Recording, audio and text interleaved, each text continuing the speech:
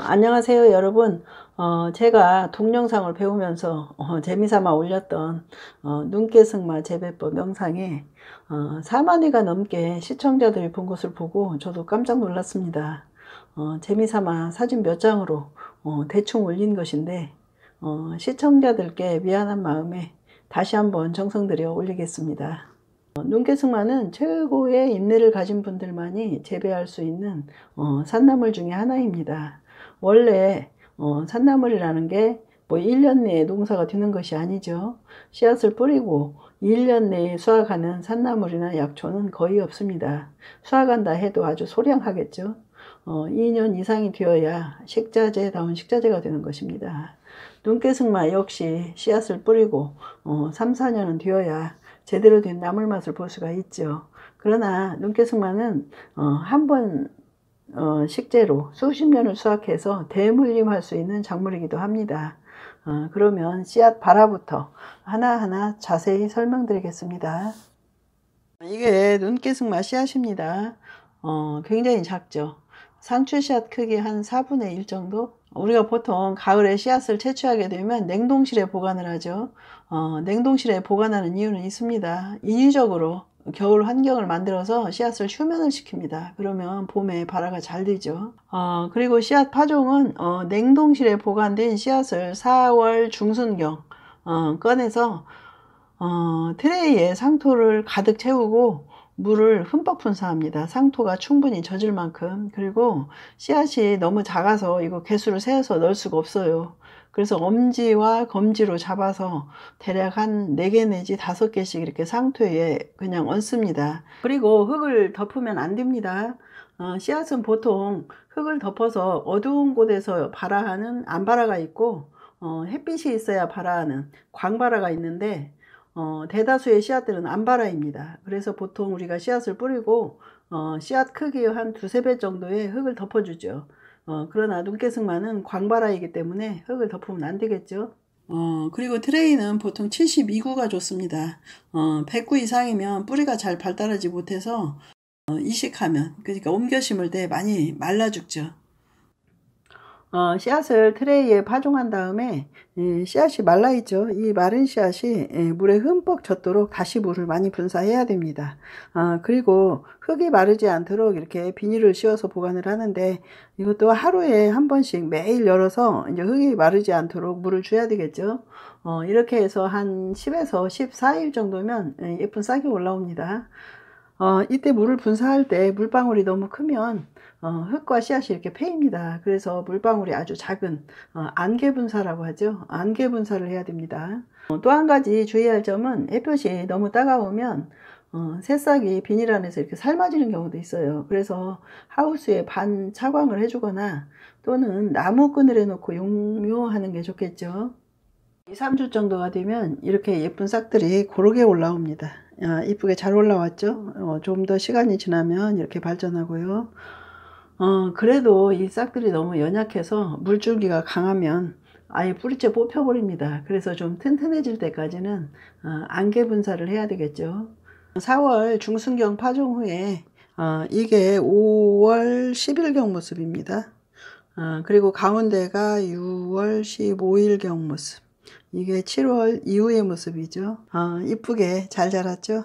9월이나 10월경에 모종을 뽑아보면 줄기도 이렇게 약하지만 뿌리도 아직 약하죠. 이때 모종을 이식하기도 하는데 너무 약해서 많이 고사하거나 말라 죽거나 또는 동사하기도 합니다. 원래 눈깨승마가 추위에 강해서 영하 20도에서도 끄떡없는 작물입니다. 그러나 이렇게 어린 모종을 이식하면 동사합니다. 그래서 다음에 이른 봄에 이식하는 것이 좋겠죠. 가을에 이식을 하지 않고 그냥 두면 이렇게 잎이 낙엽이 되고 뿌리로 겨울을 지냅니다. 그러나 아직 어림으로 두꺼운 부직포나 지보로 한번 덮어주고 겨울에는 물을 주지 않아야 됩니다. 겨울에 물을 주게 되면 잘못하면 뿌리가 얼 수도 있죠. 그리고 시간이 흘러 겨울이 지나고 2월이 되면 겨울에 덮어주었던 부직포를 이렇게 걷어내면 됩니다.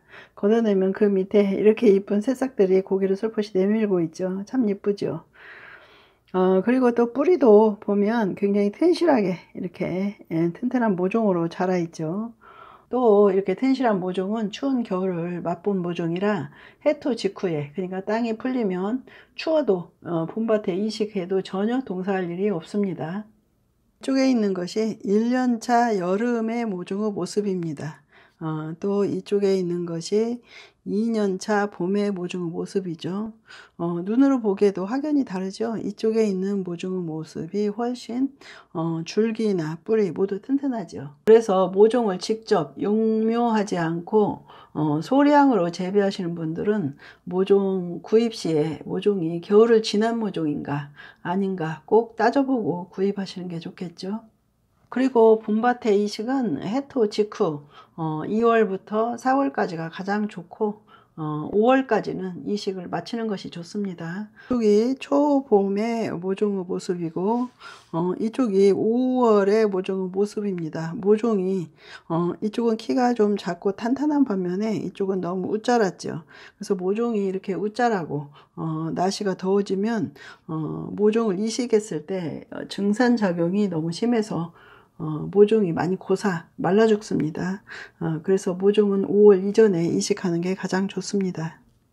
또 눈깨승마는 다비성 작물입니다. 다비성 작물이라는 거는 거름을 많이 요하는 작물이라는 뜻인데, 우리가 봄밭을 정리할 때 숙성된 퇴비나 우분 등을 좀 넉넉히 넣어서 밭을 정리해야 됩니다. 그리고 비닐 멀칭을 하고 구멍을 뚫어서 거름이 숙성되는 과정에 가스가 생기죠. 그게 빠져나가도록 며칠간 지난 다음에 이식을 하는 게 좋습니다. 그리고 비닐 멀칭을 하지 않으면 모든 작물에서 그렇듯이 제초하고 가뭄 때문에 많이 힘드시겠죠. 이 사진의 모습이 3월에 봄밭에 이식을 하고 4월의 모습이 이렇습니다. 이식 후에 몸살 없이 바로 땅에 활착하는 모습이죠. 그리고 이 사진이 6월의 모습입니다. 6월, 여기가 4월이고 워낙이 잘 자라는 작물이라 중간에 웃거름으로 한 두세 번 정도 복합 비료를 주어도 됩니다. 이 사진이 3년째 봄의 모습입니다. 2년째 여름 내내 잎이 무성히 자라서 이렇게 튼실한 뿌리를 연글게 했죠. 촉도 이렇게 제법 굵어졌죠. 이 촉에서 싹이 돋는데 이게 눈깨승마 나물입니다. 이때부터는 웬만한 잡초도 이기기 때문에 제초가 별로 필요하지도 않습니다. 이 사진이 4년째 된 다 자란 눈깨승마의 모습입니다. 뿌리가 굉장하죠, 뿌리.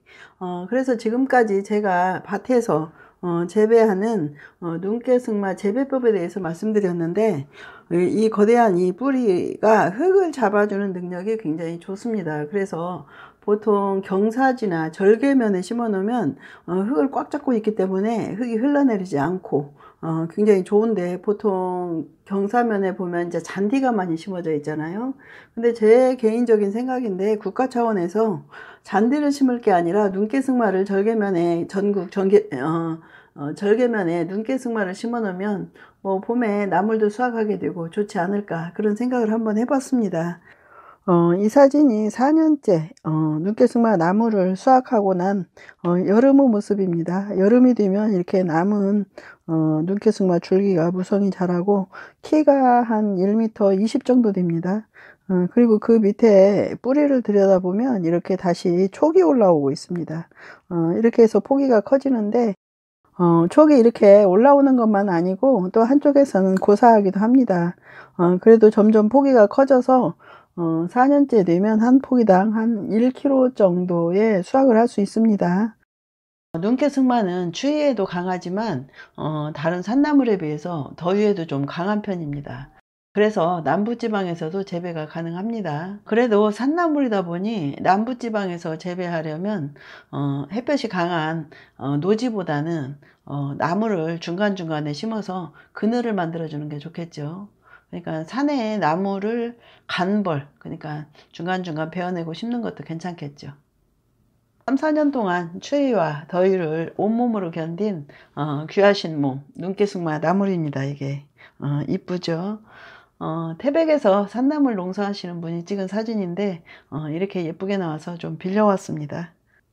눈깨승마는 생나물을 삶아서 초무침을 해도 되고 말린 건나물을 삶아서 볶아 먹기도 하는데, 저는 개인적으로 건나물 볶음이 지금까지 먹어온 건나물 중에 최고의 맛이라고 생각합니다. 아주 맛있습니다. 나물인데도 고소한 고기 맛이 나서 고기나물이라고도 합니다. 눈깨승마 효능과 요리에 대해서는 다시 한번 영상을 올리겠습니다. 눈깨승마 건나물의 고소한 고기 맛을 가공식품으로 발전시킨다면 채식주의자들에게는 고기 대체식품으로 괜찮을지 않을까 하는 생각이 듭니다.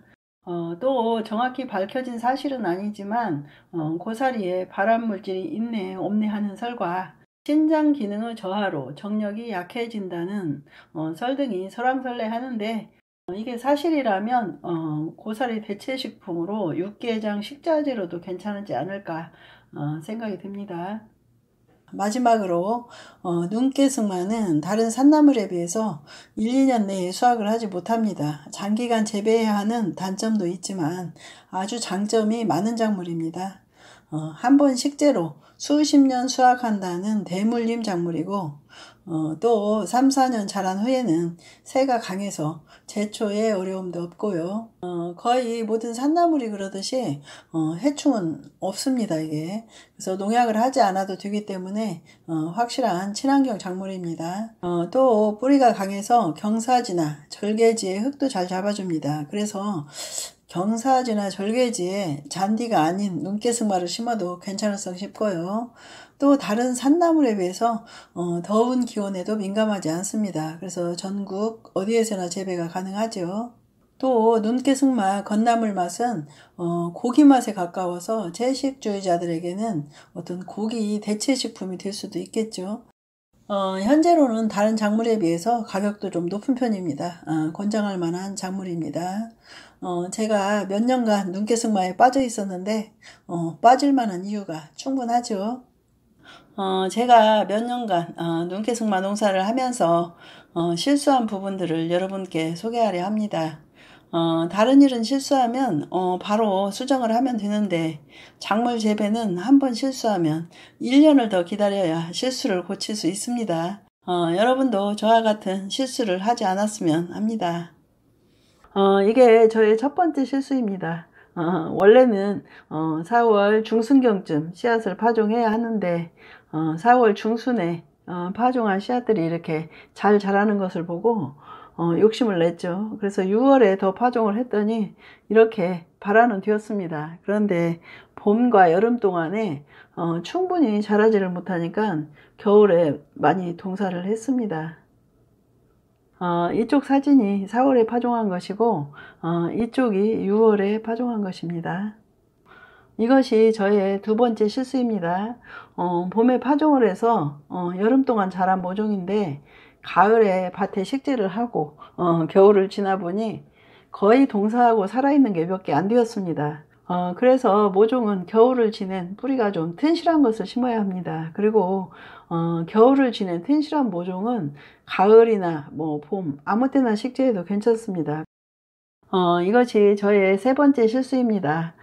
오른쪽이 정상적으로 잘 자란 그러니까 파종 후 3년째 봄, 뿌리가 많고 힘이 있죠.